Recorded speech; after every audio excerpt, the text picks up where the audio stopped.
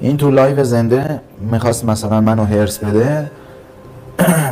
گفته بود که ایرانی ها آدم های مثلا مهمون نوازی هن. میرن خونه هم، اینا زنای همو با هم عوض میکنن.